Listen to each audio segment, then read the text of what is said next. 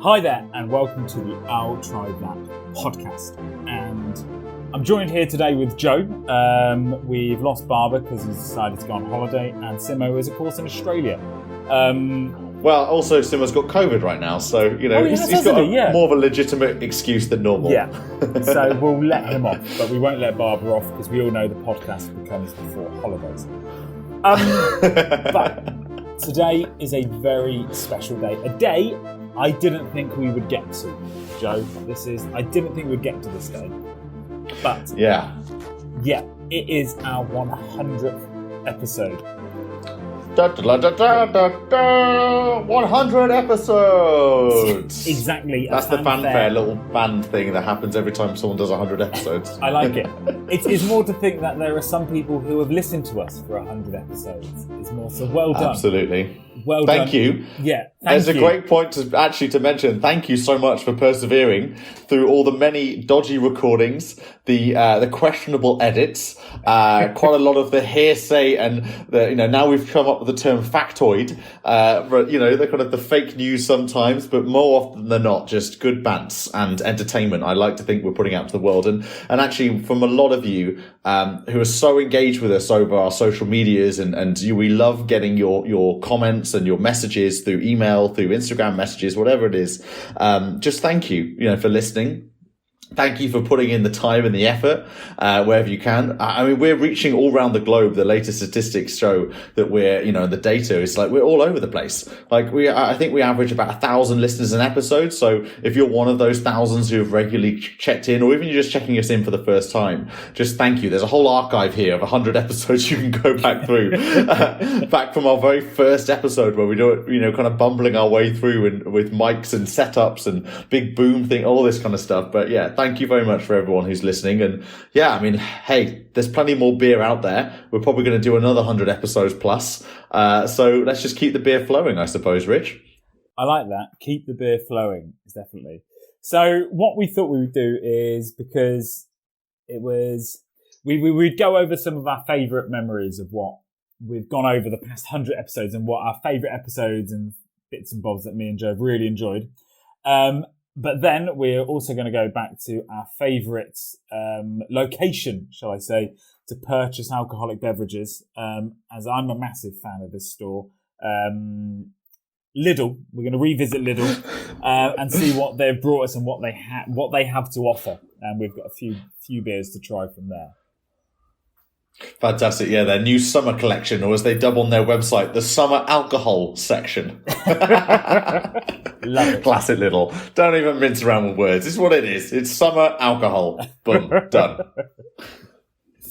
Right then, Joe. But yeah, 100th episode. Wow. Right. Memories of episodes gone past. I must say, one of my favourite episodes was probably the Duvel episode, where you, me and Barbara had been consuming these very tasty Belgian beers, only to realise that each one of them was some 9%, kind of abomination ABV.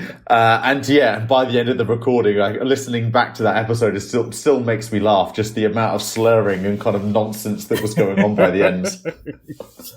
I think I look back, and if we're talking about slurring our words and not really remembering what's going on, was when we did Tiny Rebel, and I'd managed to acquire, I think it was 5 different Tiny Rebel beers. And for some reason, it was our 5th recording of the day or something, and I'd opened all 5 beers, and I was periodically sipping from all 5 beers so I could comment on every single different flavour that they had to happen. And I think at one point I just checked out because I physically couldn't cope with talking anymore. I think that's I know our listeners have been long-standing and listening to us will attest this, but we do literally drink the beers that we're talking about. This isn't like some sort of farce where we're just pretending. This actually, there is consumption being had, and no more so when we do these unfortunately, what has become more of the rare occurrences where we do the in-person sessions.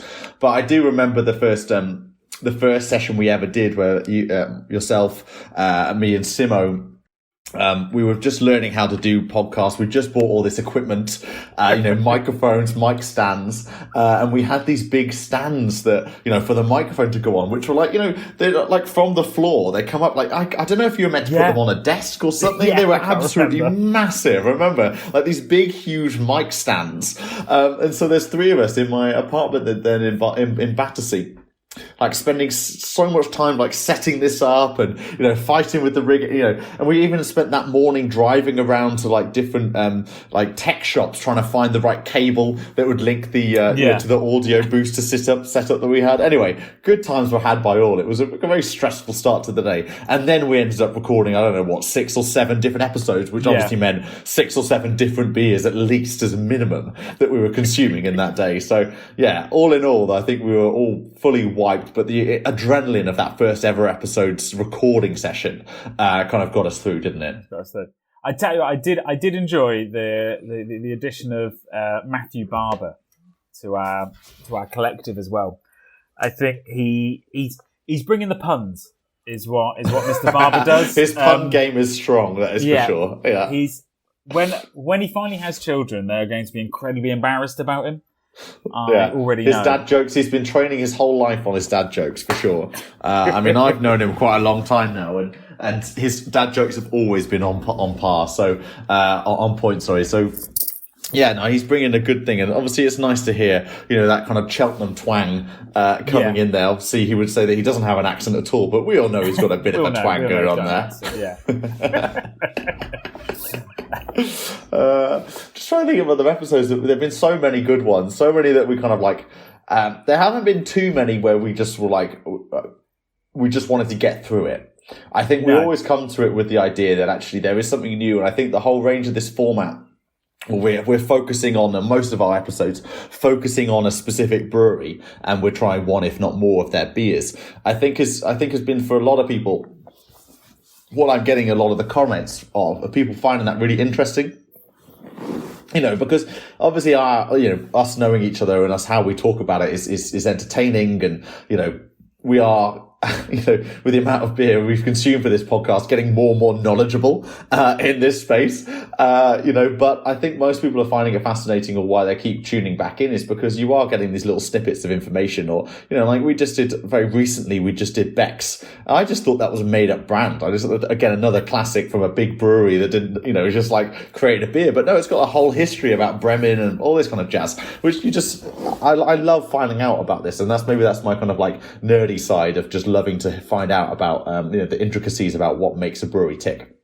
No, I suppose it comes from that. I always thought very much beer was beer, if that makes sense. You've got a brewery, they brewed some beer, they kind of send it out. But to find out all the history and the detail and how far it goes back, and just how much beer has actually been a part of our history, to think of, it started in the Egyptian times, was when the first official brewery was kind of discovered. And I think that's what's really opened my eyes to it, that it isn't just something to drink. There is history. There's something about it, and the more you learn about it, the more you have appreciation for it, which I really agree. Enjoyed. And I also think not to completely discount those brands or those macro breweries that a lot of people have said, well, they're not craft, so I'm, this whole hashtag craft, not crap. Like I get why people are really into it, like rebelling against the idea of those established organizations, and they're wanting their double dry hopped, IPAs, and that's great. There's a huge place in it, but I just think beer in general, there's a place for everyone in it. I don't think that's the great thing about beer is it's not exclusive, it's inclusive. We talked about recently about all the many kind of, the reintroductions and sorry, the huge surge right now of introductions of women in the workforce in the brewing industry, which is, traditionally been a male dominated area, for sure, as most industries were. Whereas this actually, we're seeing some of the best brews coming from female brewmasters. And I love that. Beer is a facilitator and that's why I love beer so much, is it's a platform for conversation. I've talked about Brewdog, and we had Alan Mahan on, really privileged to have him on. We had Alan on, talking about why Brewgooder is doing such good work, and it's all to do with the fact that they're raising awareness for all these different causes, water, and charity givings and things, and I think that's what beer has become is a vehicle for conversation a lot of the time. Oh no, 100%. And we look at all the different breweries that are coming up all over the world, where beer, certain all these craft breweries that beer hasn't been. There's always been 1, 2, 3 of these mega breweries kind of brewing the beer that they have. And we look at in Asia when we did all the Vietnamese beers, of those new breweries that have come through and they're sparking up, and we're getting all these brew houses, and we're getting all these ingenious kind of brews and all these. We've gone away from just kind of beer having a very similar flavour to all of these absolutely absurd, weird, and wonderful beers that have kind of been thrown out there. That I believe I've got one in my fridge, like it's a Porn Star Martini IPA. Who haven't? That's a thing apparently. So it's out there, and I think we've covered the gamut already with those 100 episodes. And as I said, there's so many more breweries and so many more kind of innovations that's happening within beer. So we're going to go back and revisit certain companies that are doing some fantastic brews. There's a long list of different breweries that we've got on our pipeline and communications with. I mean, we've got as well upcoming a big, we're going to the London Craft Beer Festival, which we're very, very excited by. Yeah. And that's a good opportunity because we've already had a lot of communications with the breweries about meeting up in person. So it'll be a good experience to, kind of meet and greet a lot of the breweries that we've talked about or will be talking about in the upcoming episodes. So yeah, I guess kind of long and short, it's been a wild 100 episodes so far. Yeah. And there's no kind of like sight of it stopping because, beer's always going to get brewed. Let's keep going. Yeah, 100%. Yeah, and I'm excited to see where the next 100 goes. A lot more beer. A lot more beer, yeah. So as you said at the start, Rich, we're going to do and revisit one of our favourite budget supermarkets in the world, Lidl. Great. So Lidl kicked off our Cheap But Good tour, I think some 30 episodes ago. So we're revisiting because they've got a new summer stash in, haven't they? Yes. And so you turned us on to this because obviously you do a regular weekly shop, I must say. It must weekly be shop at Lidl, yeah. Weekly shop at Lidl. And you were amazed by the amount of beer. Different beer that they had in stock, right? Well, that's it. So I think I timed it quite well because, you've got the classic middle aisle, but you also have slightly over to the right, you have the special food buys that occasionally come in. And I believe they were doing a beer special, shall we say. And they seem to have a variety of different brewers and different bits and bobs that had come in. And they were selling their beer. So I managed to get hold of a few of those to try. And I believe you got a few as well, Joe. I have. I've got one by Stewart Brewing. It's their Small Giant American Pale Ale. Now, having looked a little bit further into Stewart Brewing, they are actually a good, like a kind of up and coming Scottish brewery. Oh, okay. So it turned me on to them because we're definitely going to have to do an episode on them in the future because what I'm tasting from this Small Giant American Pale Ale is a very palatable 4.5%, ale, basically. Yeah. Very smooth. What you'd expect from a pale ale. It's got that hop profile that you'd need as well from a craftier brew. Yeah. But yeah, I mean, the fact that they're an actual brewery, not just little, pretending to be a brewery is something. So yeah, I think this has turned me on to Stewart Brewing for the first time. I'd never heard of them before. I think the fact that they have craft beer, Edinburgh, Scotland, craft beer, Edinburgh, Scotland, written around the top of their can is quite funny. But down to signpost. We are an actual brewer, guys. We're a craft brewer from Edinburgh in Scotland. I like that. That's cool. What's the design on the can you've got for that one? So it's got this. It's a 440ml can. This is quite a big one. It's a big boy can, and they've got this the Stewart S.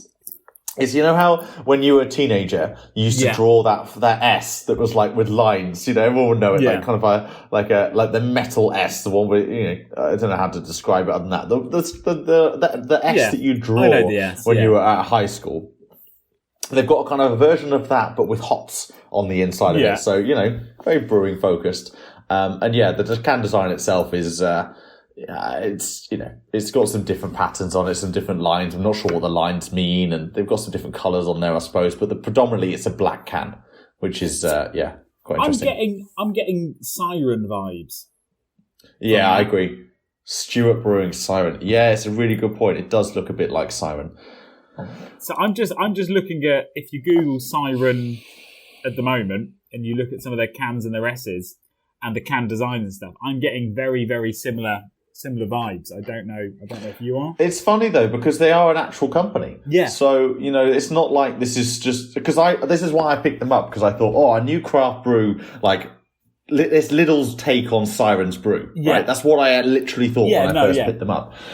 Whereas actually this is a different company itself. It's just they're selling in Lidl for this promotion that you were talking about. So the fact that they've kind of stolen or they've taken some creative license, let's say, with Siren's idea, but then arguably, does Siren own a big S? Well, that's it. No, that's them, I don't think so. We also don't know which company came first.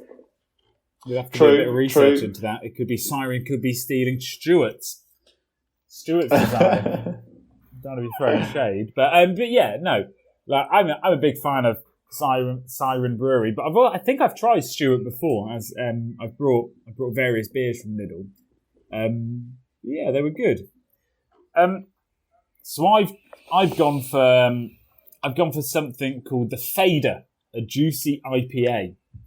Nice. Okay. From Lane Brewing Company, which once again is a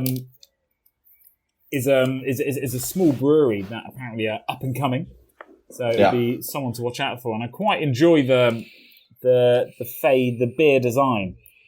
Oh, that's fun. Yeah, you've got a skull biting with a headphones vinyl, on, biting a vinyl with some headphones on, which I'm not 100% sure how that relates to the beer personally, but it's calling it a juicy IPA.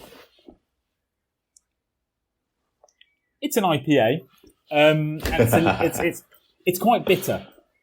Okay. From the quite taste, a bitter IPA. A very, very bitter IPA. I'm not repulsed by it, and it is quite tasty to drink. The last time I had was a bubblegum infused beer from Lidl, so it's definitely a step in the right direction. Yeah, you weren't a fan of that bubblegum infused one. There's just no need for a bubblegum infused beer. But no, it's quite nice. It's quite nice, the Fader, and I love the design. But yeah, they're also a becoming. What brewery is that again? Lane Brewing Co. Lane Brewing Co. And they seem to be based predominantly. They've got a list of pubs which they come at. They seem to have a load of pubs, which they own. They've got loads of pubs by the looks of it. Or they might be stocked in those pubs. I've never heard of them before. Pubs, yeah. But it looks like they're stocked in a fair few pubs. They're not right out there, but it's definitely worth looking. What area of the country might people find Lane?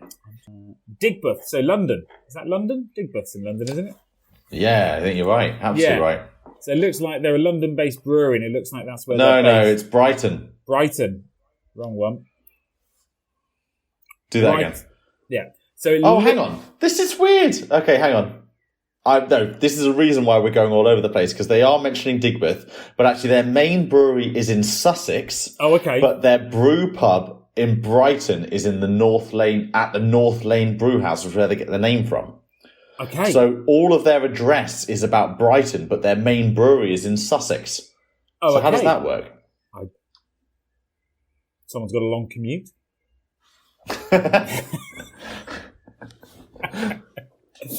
Okay. So it looks like they're a bit all over. So maybe they're not as established in the one area, but they've got a brew house. We're saying the brew house is in Sussex.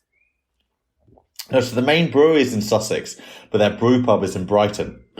Oh, okay. I suppose it works. I kind of had to pause then for a second because I took a sip of my next beer and it literally took the words out of my mouth, and not particularly for a good reason. Oh, so okay. I've just picked. So this is the Down South Brewing, which is a classic Lidl brew with a generic named brewery, behind it. Mm. Oh, and this is their Bitter is Better double hop Citra IPA. So I was obviously quite intrigued. This sounds crafty as craft can get. You're hitting a lot of the buzzwords in there. Double hopped Citra IPA. But I mean, they aren't joking. It is bitter as to taste. So to go from this American pale ale from Stewart Brewing, which is quite smooth and quite hoppy in its own right, to this quite bitter tasting Citra IPA was a bit of a shock. It's not disgusting, but it's got a taste to it, which I'm not a fan of. It's got a taste. Okay. It's got a taste to it that's not a fan of. I'm sorry, Lidl. We used to have you in such high regard for your own brand like beers, but this Down South Brewing Bitter is Better Double Hop Citra IPA isn't good.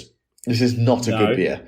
Oh. I'm not a fan of this one. I'd put Aldi has become my more favourite budget retailer now for their kind of brews. But yeah, no, this is strange. This is a really strange taste. They've got Lidl all over it. It's not like they're trying to hide from the fact that it's a Lidl beer, because they're all just saying, go onto Lidl's website, go to Lidl Ireland website. The address is Lidl in Dublin.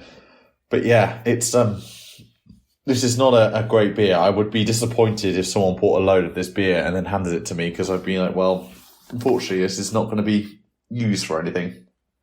Oh, I'm sorry to say, listeners, this is the first time Lidl's really let me down. Apart from that bubblegum IPA that you had, Rich, and you tried. That was truly this is the first one that I've had, which is a real letdown. That's a shame. Ooh.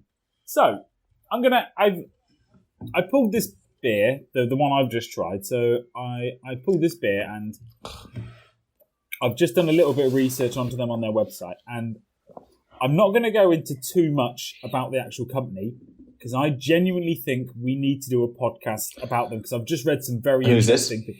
This is the Yeasty Boys. So, I love the Yeasty Boys. We haven't spoke about them on the podcast, so you're right. Let's do a whole episode on the Yeasty Boys. But I just want to talk about the one beer that I've just opened here. Do it. So this was bought at Lidl as well. So this was brought at Lidl. I've never heard of them before in my life. I'm not going to delve too much into the history of the company or anything like that, because I want to do that for a whole episode, because it looks fantastic and they've got some great looking beers. But I've got the Yeasty Boys. I don't know if you can pronounce that. You're more vocabulary me. A Gunnamatta. So a Gunnamatta, an Earl Grey IPA. Oh, interesting. Yeah, Earl Grey. Interesting. I read that. I brought the beer because of the name, Yeasty Boys. Fantastic, by the way. Barber would be proud of it. He loves his puns. And then that was before I even read what it was. IPA, love an IPA. An Earl Grey IPA. I'm not a tea drinker. I'm going to throw it out there. I'm a coffee boy myself.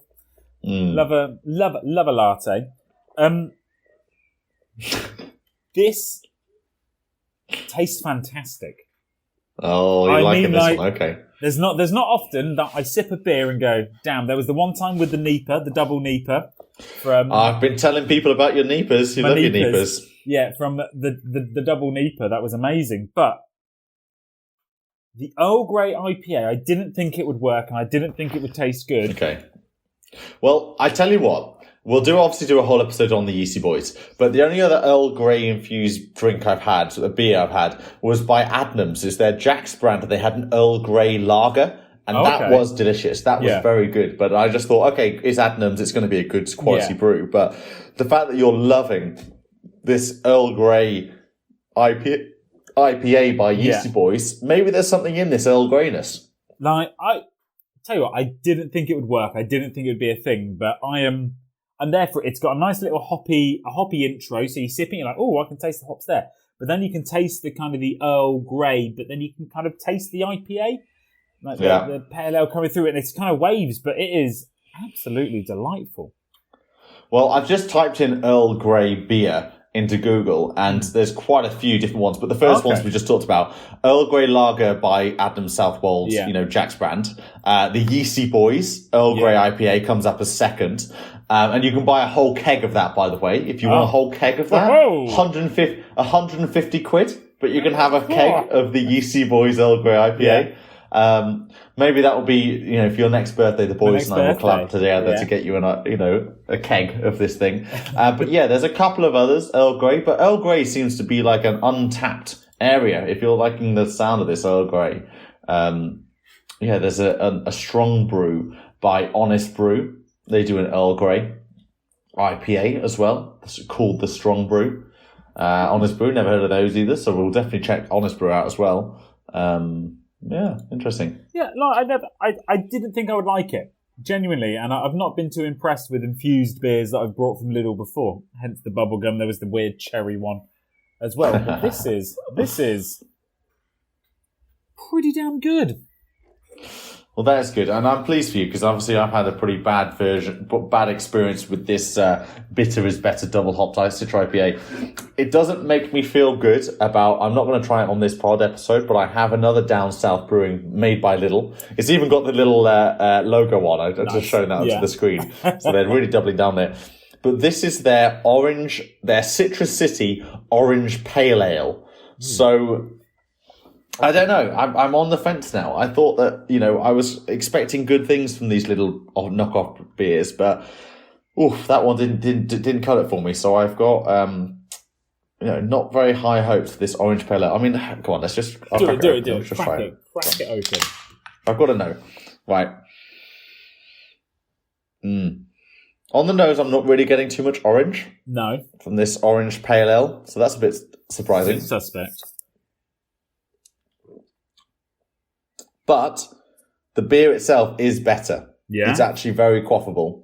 It has got that twinge of orange that you'd expect. So if you don't like a Terry's chocolate orange or you don't like orange in general, don't pick this beer up. It's not for you. It's definitely got an orange twinge to it. And I'm not sure how I feel in general. I mean, I'm obviously open to all beers. We'll definitely give them a try. But just an orange beer in itself, I can't see myself wanting more and more orange beers. Okay, I drove past an advertisement yesterday for a blood orange cider. I can't remember. Blood orange is different though. I think blood orange has become the fancy, the premium flavour of something. Like I see a lot of blood orange stuff and blood orange like non-alcoholic drinks. There's a lot of those as well, aren't there? Like San Pellegrino do a fantastic blood orange soft drink. So I've got time for that. I've got time for orange in my life. But yeah, this Citrus City Orange Pale Ale from Lidl is okay. It's not great. Fine. It's fine. But I think if you are going to go to Lidl, and they do have a brewing week on. That's the word I was trying to get out. Where they've got loads of different, not just their own brands. So Joe's tried a couple of their own brand Lidl ones. But if there are other breweries, because Lidl does get the name brands in, and if they are getting some of these other ones in, definitely go and give them a go. Because we've tried Lane and the Yeasty Boys, and the Yeasty Boys, wowzers McTrousers. And that's all we have time for this week's episode of the I'll Try That podcast. And so from me, Joe, Rich, Barber, and Simo, goodbye. Don't forget to follow us on Instagram, Twitter, I'll try that podcast.com, and watch us on YouTube. Goodbye now.